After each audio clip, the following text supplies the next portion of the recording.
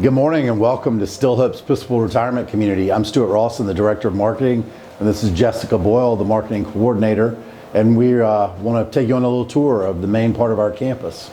So come on along. This is the main entrance here at Still Hope's. To the right, Stephanie will show you is our welcome desk. That's Ariel Wingfield, who's the Resident Services Assistant. Right now, everybody that comes in, staff, is temped in and checks in at our AccuShield check-in station, including our visitors and our vendors. Obviously, we're limited right now in terms of how much of a tour we can offer you, so we wanted to film this tour to give you a feel for our campus so that you can get a taste of the lifestyle that we have to offer here at Still Hope's. So as we walk down, the first main room that we'll come to is the library, which is one of our residents' favorite gathering places.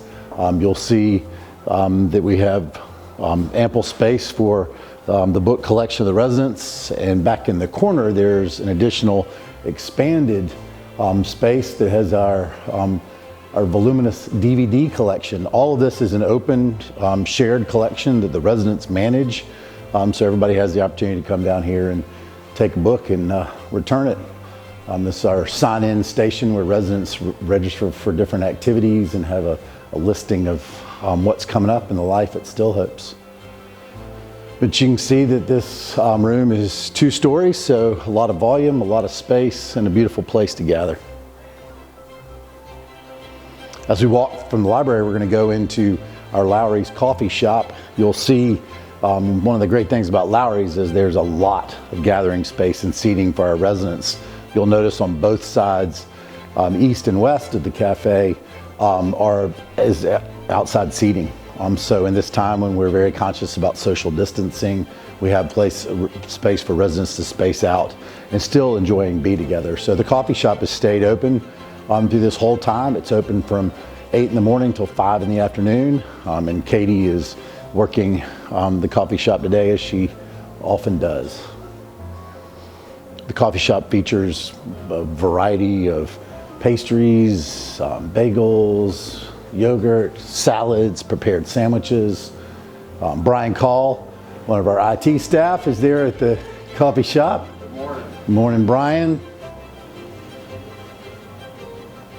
As we go down this main corridor, this was a transformation of our campus we did about 6 years ago, and we refer to it as Main Street.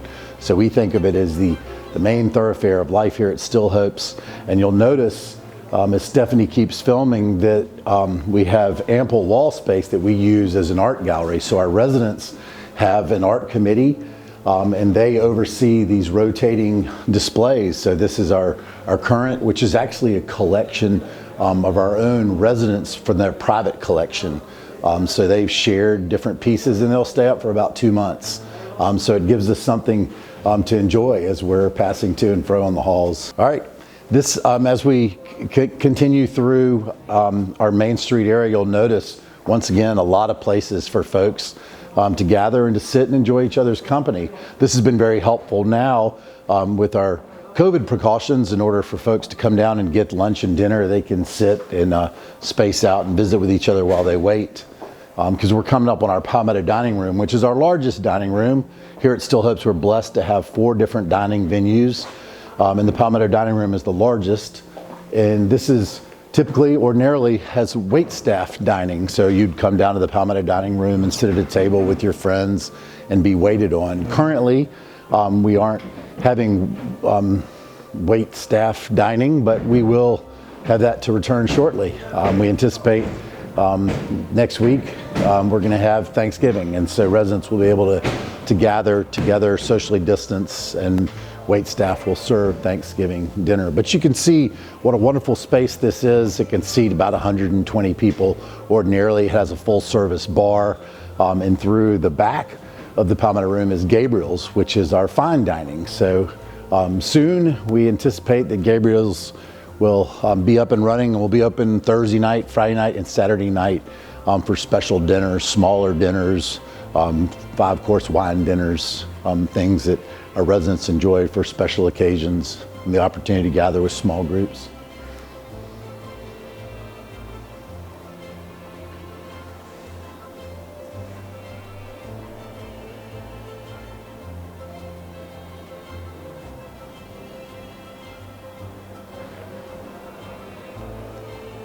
Now we're in the atrium. When we redid the center of our campus about 6 years ago, this was sort of the crowning jewel of the project, and what we did was we put a roof over what was an outside courtyard. So this is actually a proprietary product called cow wall. So what you can see is that it keeps out the sunlight in the main part of the roof, but then we have clerestory windows that allow natural light to come in. So this wonderful space is heated and cooled year round. And it feels like you're outside, but you're really inside. So all the plantings that you see in the atrium here are natural plantings. The trees have grown in beautifully over the last 6 years. And so this is a space that we often use before events, after events, and during evenings is a place that our residents gather and enjoy a cocktail with each other, and then have the opportunity once again today with the changes we've made to enjoy company socially distanced. On the other side of our atrium is our Keenan Event Center, which is our gathering space. The event center can seat right at 300 people theater style, but then the room is also very flexible, and with retractable walls, we can divide the room into 3 different spaces. So we could have a concert going on or a lecture and a movie.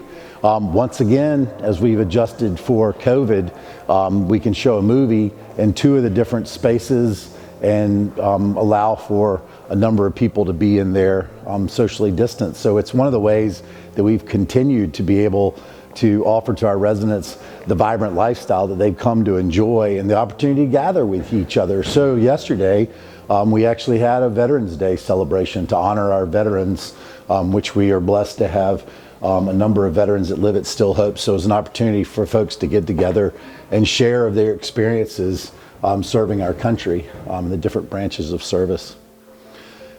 But you can see the Keenan Center. This is showing 2 of the 3 sections. It's set up. It's set up as it was yesterday for our Veterans Day celebration, also for a movie that we showed yesterday afternoon. And you can see that the tables sort of delineate appropriate spacing, and it allows us to gather with a group of people and to continue to enjoy what we enjoy at Still Hopes, which is that vital social interaction with each other. So as we finish up our tour down Main Street, you'll see additional gallery space. Once again, right now, the collection that we're featuring is from our residents' personal collection. We're going to see some construction as we continue on down, and that is just a reminder that things keep moving here at Still Hopes, and what you see with the temporary walls at the end of the hall this way is for our new Well Point project, which is our new apartment building that will be completed here in a couple of months. Now we're in the Chapel of the Holy Spirit. The Chapel of the Holy Spirit was built on the Still Hopes campus about 20 years ago. We like to remind folks that this chapel was built at a time when we had 35 apartments and about 28 cottages. And so, our campus was much smaller in terms of our resident population, but our board had a great vision that this was to be the center of our life together. And so they knew that we were going to grow. They didn't know how much. And so they planned this beautiful chapel in the round, which seats about 180 people. We have a full-time chaplain. Reverend Rich Crozier is our chaplain. And so Reverend Crozier conducts weekly worship services on Sundays. Additional days during the week, he conducts worship services and on all the different areas of our campus. And so the Chapel of the Holy Spirit is open for our residents all the time. So they can come in here, and staff, if they have a moment during the day, to come in here and have a respite, have an opportunity to pray together. And we use this space actively. We have our monthly staff meetings in here as an opportunity to remind ourselves of who we are and whose we are, and to be centered here in the Chapel of the Holy Spirit. We're going to walk out from the Chapel of the Holy Spirit over to our wellness center, the Marshall Sherrouse Wellness Center. One of the great features of our campus is that all of our buildings are connected by hallways, but during this construction time, which is almost coming to a completion, the wellness center has been disconnected. You'll notice when we go outside and when we look around, you can see the hallway connector, which will link it back to the campus. But one of the features that our residents have always enjoyed is that ability to go from the south end of our campus to the north end of our campus and not go outside if you don't want to. With all the buildings being linked in the hallways, our wellness staff has actually created a map for our residents to show the distances that they can cover from maybe our Trinity building up to the chapel, so our residents know how far they've walked when they cover that space. This is going to give us a beautiful view of our new building, the WellPoint project, which we anticipate to be completed here in the middle of January in a couple of months. The building is 5 stories. It has 80 apartments.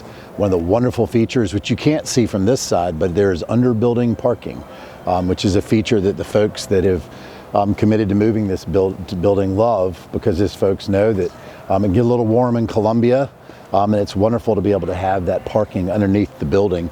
But you can see, as Stephanie shot the east and southeast corner of this building, the incredible balcony spaces that all the apartments have. So there is this wonderful outdoor living space. And then also one of the great features is the floor to ceiling windows. So the storefront glass, which looks out onto that balcony, that allows so much daylight to come in to these very ample open apartment spaces. Once again, we can see the connection that brings the Wellness Center and links it back up to the campus. Our new apartment building is linked almost immediately to the Wellness Center. In the first floor of this new building, there's actually an additional wellness space, so a new studio for exercise classes on the first floor of this building.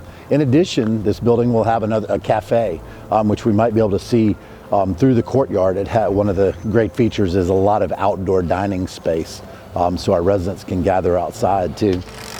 Now we're in the Marshall Sherrouse Wellness Center. As Stephanie pans around, you'll see on this upper level, we have all manner of aerobic equipment. We have recumbent cycles, Stairmasters, treadmills, and then a circuit weight set up. We have 3 full-time staff members that are here in the Wellness Center. And then below the level that we can see as we walk over to the dramatic window is our pool on the lower level.